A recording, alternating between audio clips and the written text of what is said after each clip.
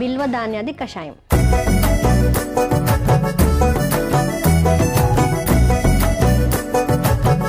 So విన్నారు కదా, దగ్గు, జలుబు అంటే కఫము, ఆస్తమా వీటన్నిటికీ కూడా చెక్ పెట్టేది బిల్వ ధాన్యాది కషాయం. మరి దానికి కావాల్సిన ఇంగ్రీడియంట్స్ ఏంటో చూసేద్దాం. బిల్వ చూర్ణం, దేవదారు చూర్ణం, బలామూల చూర్ణం, ధనియాలు, పొట్టు మినపప్పు, శుంఠి, పటిక బెల్లం, మరమరాలు.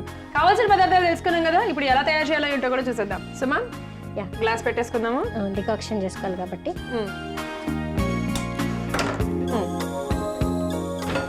2 గ్లాసెస్ వాటర్ వేసేసుకున్నాం.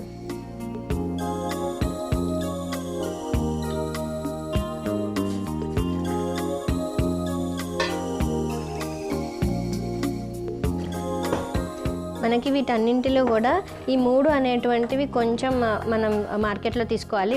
బిల్వ చూర్ణం ఒకటి, దేవదారు చూర్ణం ఒకటి, బలాముల. బిల్వ పొడి అయితే మనము మన ఇంట్లోనే ఒకవేళ చెట్టు ఉంటే ఆకులను కూడా కొంచెం డ్రై చేసి పౌడర్ చేసేసుకోవచ్చు. 2 ఇంగ్రీడియంట్స్ మాత్రమే మనం మార్కెట్లో నుంచి తెచ్చుకోవాలి, మిగతా అన్ని మనం ఇంట్లోనే మనం సేకరించవచ్చు అనమాట. అందుకని ఇలాంటి మనం ఒక ఇంట్లో తయారు చేసుకునేటువంటిది ఊపిరితిత్తులు ఆరోగ్యంగా ఉండడానికి ఇదొక హెల్ప్ చేస్తున్నాం. ఇది సెలెక్ట్ చేసుకున్నాం.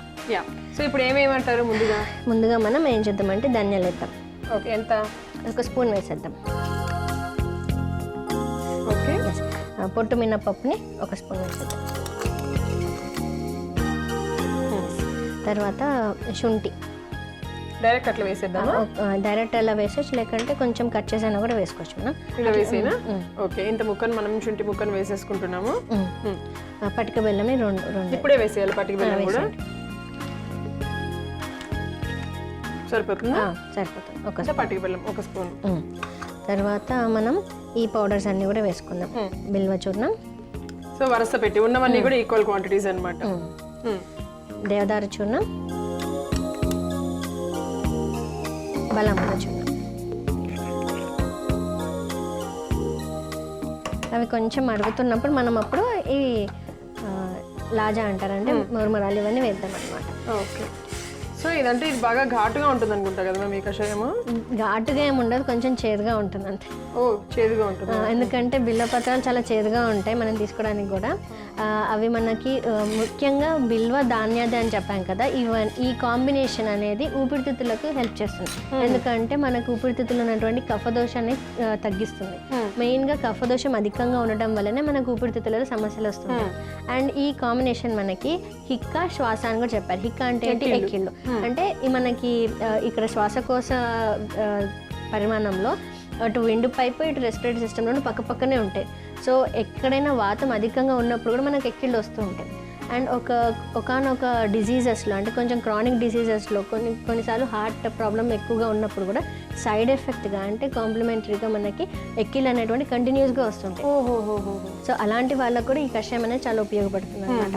అంటే కొన్ని క్రానిక్ డిసీజెస్లో అసోసియేటెడ్గా వస్తుంటాయి. సో అంటే సరిపోతుందా మ్యామ్? ఒక పొంగు ఉంటే సరిపోతుంది. ఒకవేళ మనం అన్నీ కూడా రా మెటీరియల్స్ తీసుకుంటేనేమో హాఫ్ అవ్వడానికి మనం చూద్దాము. లేదు ఇట్లా మనం పౌడర్ ఫామ్లో వేసుకున్నప్పుడు కొంచెం 1-2 పొంగులు రాగానే మనం తీసేయచ్చు. ఇప్పుడు మనం ఇది ఒక 1/2 కప్ వేసుకుందాం. 1/2 కప్. ఇది మీరు ఒకవేళ పౌడర్ కూడా చేసేసుకోవచ్చు అనమాట. ఈ మురమరాలు ఉన్నాయి కదా, వీటిని కొంచెం డ్రై రోస్ట్ చేసేసి పౌడర్ చేసుకొని అలా ఒక 1-2 స్పూన్స్ వరకు వేసేసుకోవచ్చు. ఓకే, అప్పుడు ఈజీగా ఉంటుంది. సో ఇప్పుడు ఇది సరిపోతుందా? మరి ఆఫ్ చేయమంటారా? చేసేయండి. వడకొట్టుకోవాలా లేకపోతే అలా తాగాలా? వడగొట్టేసుకుందాం.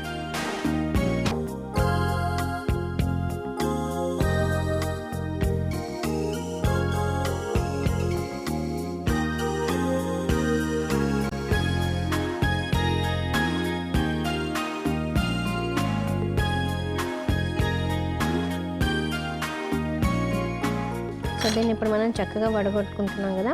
సో ఈ మిశ్రమం ఏదైతే మనకి మెటీరియల్ దొరుకుతుందో, అంటే మనం ఇప్పుడు వడగొట్టాక ఇంకా మనకి ఇది ఉంది కదా, ఇంకా కొంచెం ఉడకాల్సినట్టుగా ఈ మెటీరియల్ అంతా కూడా దీనిని మళ్ళీ కూడా మనం దీన్ని ఉడికించుకోవచ్చు అనమాట. సో మళ్ళీ కొత్తగా డికాక్షన్ పెట్టుకోకుండా ఇదే మిశ్రమాన్ని ఒక రోజంతా కూడా మనం యూస్ చేసుకోవచ్చు.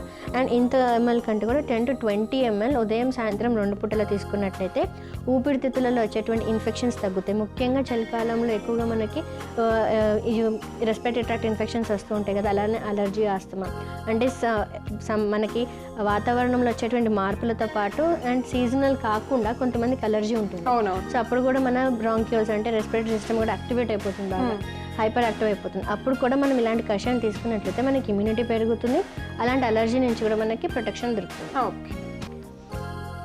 సో ఊపిరితిత్తుల పైన వచ్చేటువంటి హిక్క, కాస, శ్వాస అంటే కాఫ్, కోల్డ్, అలానే ఎక్కిళ్ళు వీటిని తొలగించడానికి అంటే ప్రివెంటివ్ మెషర్గా మనకి ఈ బిల్వ ధాన్యాది కషాయం హెల్ప్ఫుల్గా ఉంటుంది.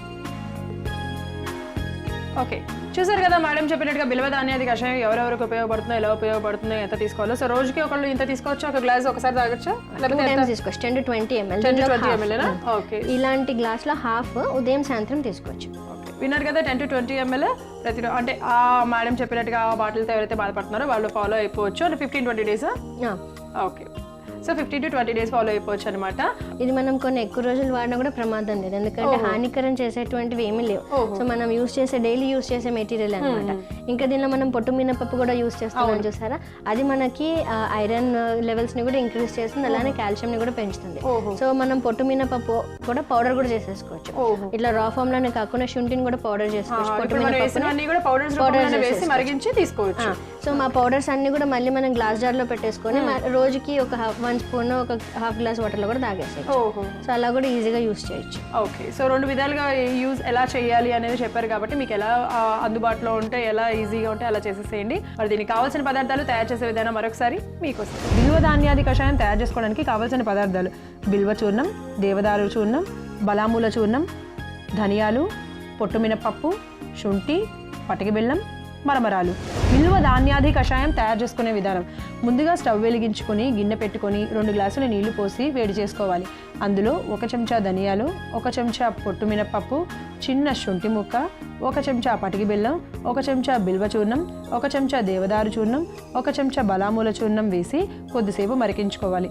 తరువాత అరకప్పు మరమరాలను కూడా వేసి కలుపుకొని స్టవ్ ఆఫ్ చేసి సర్వింగ్ గ్లాస్లోకి వడపోసుకుంటే జలుబు, ఆస్తమా, ఎక్కిళ్ళు వంటి సమస్యలను తగ్గించడానికి ఎంతో ఉపయోగపడే బిల్వ ధాన్యాది కషాయం రెడీ.